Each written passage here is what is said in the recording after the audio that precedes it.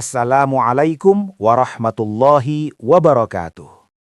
Segala puji bagi Allah Subhanahu wa Ta'ala, salawat dan salam semoga tercurah kepada junjungan kita Nabi Muhammad sallallahu alaihi wasallam, keluarga beliau, para sahabat dan seluruh pengikutnya hingga akhir zaman.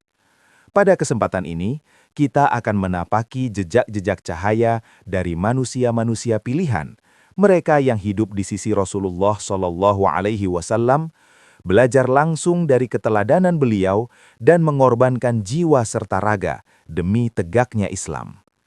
Inilah kisah para sahabat Rasulullah Shallallahu Alaihi Wasallam tentang iman yang diuji, kesetiaan yang tak tergoyahkan, keberanian dalam kebenaran, dan keikhlasan yang menggetarkan langit. Semoga setiap kisah yang kita dengarkan bukan hanya menjadi cerita, tetapi menjadi cermin untuk hati, peneguh iman, dan penuntun langkah kita dalam menjalani kehidupan.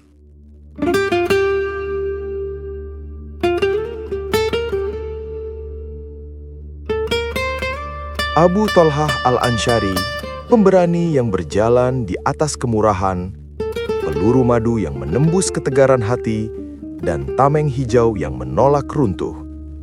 Dari medan perang Bu'ath menuju cahaya Tauhid.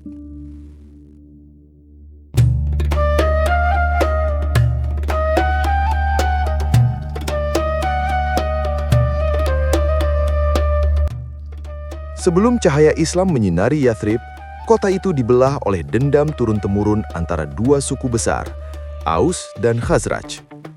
Dalam perang Bu'ath, perang saudara terakhir dan paling berdarah sebelum kedatangan Islam, tampil seorang pahlawan perkasa dari Bani Khazraj bernama Zaid bin Sahal, yang lebih dikenal dengan julukannya Abu Thalhah. Ia adalah seorang kesatria yang tinggi besar, kekar, dan ahli memanah yang tiada tanding. Ketangkasannya di medan laga sudah masyhur, membuatnya disegani baik oleh kawan maupun lawan.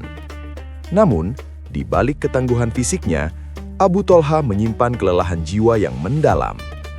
Perang Bu'ath meninggalkan luka yang dalam, luka kehilangan saudara, tetangga, dan rasa aman. Ia, seperti banyak pemikir di Yathrib, merindukan sesuatu yang bisa menyatukan mereka, mengakhiri lingkaran dendam yang tak berujung. Ketika delegasi dari Yathrib menemui Nabi Shallallahu Alaihi Wasallam di Mekah untuk Baiat Aqobah, kabar tentang seorang nabi yang membawa risalah persaudaraan dan kedamaian sampai ke telinga Abu Thalhah. Api harapan mulai menyala. Ia memeluk Islam dengan penuh keyakinan, melihat dalam agama baru ini obat bagi penyakit sosial bangsanya. Keputusannya tidak dibuat dalam kesendirian. Ia menikahi Ummu Sulaim binti Milhan, yang juga dikenal sebagai Rumaisyah, seorang wanita Ansor yang cantik, cerdas, dan telah lebih dahulu masuk Islam dengan keteguhan yang luar biasa.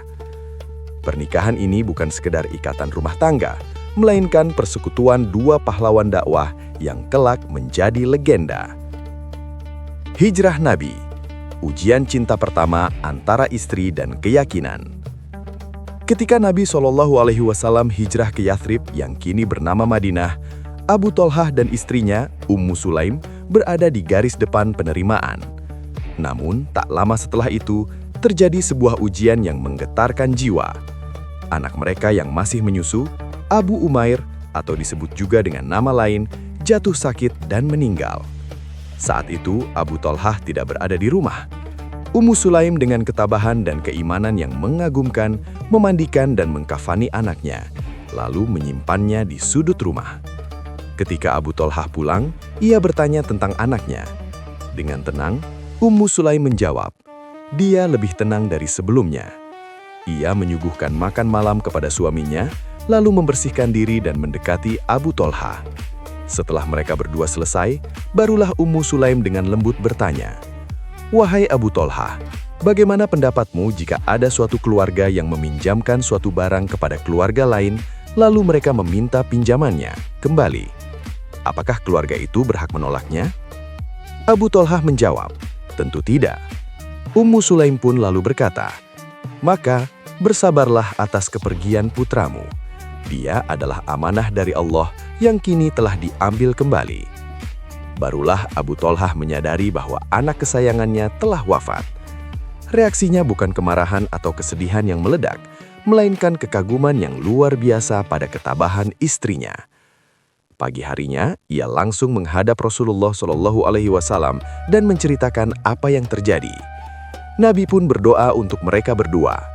Dari peristiwa ini, lahirlah seorang anak yang kelak menjadi ulama besar, Anas bin Malik, adik dari anak yang wafat itu, yang kelak menjadi pelayan Nabi dan perawi ribuan hadis.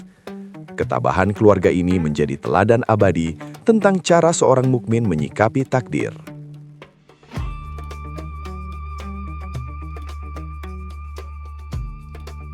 Pejuang yang tak kenal takut, panah-panah yang menjadi doa. Di medan perang, nama Abu Tolhah harum sebagai pemanah ulung sekaligus prajurit infanteri yang pemberani. Keahlian memanahnya yang sudah terkenal sejak zaman jahiliyah kini digunakan sepenuhnya untuk membela Islam. Dalam Perang Uhud, ketika situasi kritis dan pasukan Muslim terdesak, Abu Tolhah berada di garis depan melindungi Rasulullah SAW. Nabi SAW pernah bersabda tentangnya, "Suara sayap Abu Tolhah di surga lebih keras daripada suara panahnya." Ini adalah isyarat bahwa setiap kali ia melesatkan anak panah di jalan Allah, di surga terdengar suara sayap malaikat yang mencatat amalnya dengan gemuruh. Peran terbesarnya dalam peperangan adalah pada Perang Uhud. Saat itu ia adalah salah satu dari sedikit pemanah yang tetap bertahan di posisinya di Bukit Uhud, meskipun teman-temannya yang lain turun untuk mengambil harta rampasan, melanggar perintah Nabi. Ia terus memanah untuk melindungi Nabi yang berada di bawah. Bahkan ketika perisai Nabi terjatuh, Abu Tolhah segera mengambil perisai itu dan terus membelanya. Tubuhnya yang besar menjadi tameng hidup. Ia terluka parah di hari itu dengan puluhan luka, tetapi Ninyak pernah mundur. Setelah pertempuran usai, Nabi SAW sendiri yang mengobati lukanya dengan penuh kasih, menunjukkan betapa mulianya pengorbanan Abu Tolhah di mata Rasulullah. Kedermawanan yang menggetarkan, kebun kurma paling dicintai. Jika di medan perang ia seorang pemberani, dalam kedamaian ia adalah seorang dermawan yang tiada tara. Harta Abu Tolhah yang paling berharga dan paling ia cintai adalah sebuah kebun kurma yang subur dan rindang, bernama Bairuha, atau dalam riwayat lain, namanya adalah kebun yang dekat dengan masjid. Ini adalah tempat ia melepas lelah, tempat kebanggaan dan sumber ekonomi keluarganya. Suatu hari turunlah ayat yang menggetarkan hatinya. Lan tanalul birra hatta tunfiqu mimma tuhibbun, wa ma tunfiqu min syai'in fa innallaha bihi alim. Kamu sekali-kali tidak akan mencapai kebajikan yang sempurna sebelum kamu menginfakkan sebagian dari harta yang kamu cintai. Ayat ini menggema di telinga Abu Tolhah. Ia langsung berlari menemui Rasulullah SAW dan berkata, "Wahai Rasulullah, sesungguhnya Allah Ta'ala berfirman, kamu sekali-kali tidak akan mencapai kebajikan sebelum kamu menginfakkan sebagian dari harta yang kamu cintai. Dan sesungguhnya, harta yang paling aku cintai adalah kebun Bairuha. Ia adalah sedekah untuk Allah, aku mengharapkan kebaikan dan simpanannya di sisi Allah. Maka, letakkanlah ia wahai Rasulullah sesuai dengan apa yang Allah perlihatkan kepadamu." Ini adalah pengorbanan tingkat tertinggi. Ia tidak memberikan sisa hartanya, tetapi justru harta yang paling ia sayangi. Nabi SAW sangat terharu dengan keikhlasan ini. Beliau bersabda, "Itu adalah harta yang menguntungkan. Itu adalah harta yang menguntungkan. Aku telah mendengar apa yang kamu katakan, dan aku berpendapat agar kamu membagikannya kepada kerabatmu." Abu Tolhah pun patuh. Ia membagi-bagikan kebun itu kepada kerabat dekatnya dan para fakir miskin, termasuk kepada Hasan dan Husain cucu Nabi. Pengorbanan ini menjadi salah satu contoh terbesar infak fisabilillah dalam sejarah Islam.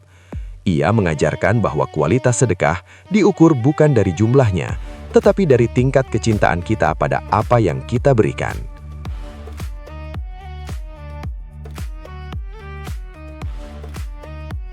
Penjaga rahasia dan cinta pada Rasulullah. Abu Thalhah juga dikenal sebagai salah satu penjaga rahasia Nabi. Ia memiliki kedekatan personal yang mendalam dengan Rasulullah.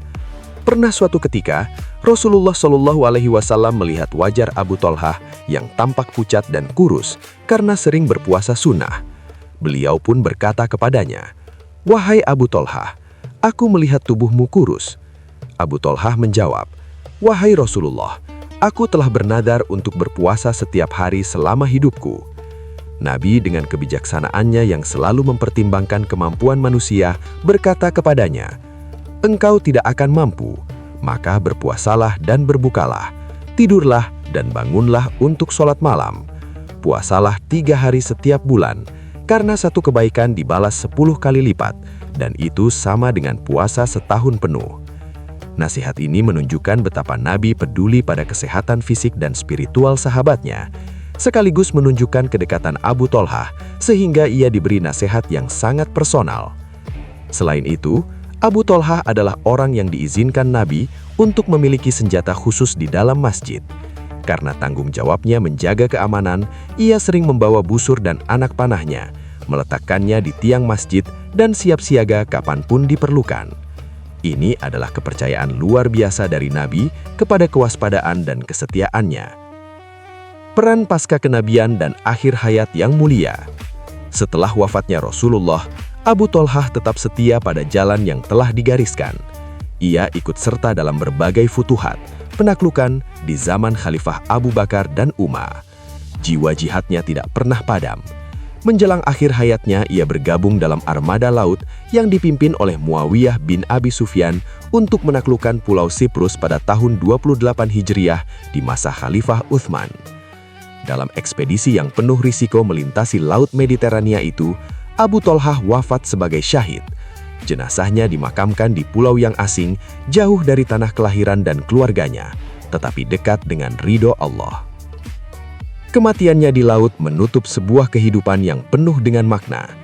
Ia adalah seorang yang memberikan segala yang ia cintai, dari anaknya yang diterima dengan sabar oleh istrinya, hartanya yang paling berharga, hingga nyawanya di medan jihad. Ia adalah simbol personal dari Ansor, para penolong yang memberikan segala yang mereka miliki untuk agama mereka.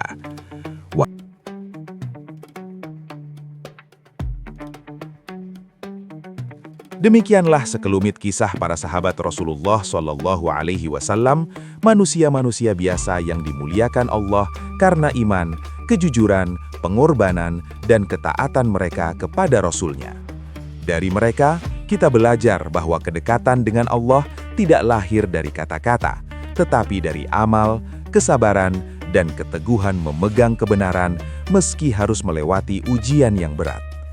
Semoga kisah-kisah ini tidak berhenti sebagai cerita yang didengar, tetapi menjelma menjadi teladan yang hidup dalam sikap dan perbuatan kita sehari-hari. Semoga Allah menanamkan di hati kita kecintaan kepada para sahabat Nabi Shallallahu Alaihi Wasallam, mengumpulkan kita bersama mereka di akhirat kelak, dan menjadikan hidup kita berada di jalan yang diridhoinya. Akhir kata, semoga apa yang disampaikan bermanfaat, menambah iman, dan menjadi pengingat bagi kita semua. Wassalamualaikum warahmatullahi wabarakatuh.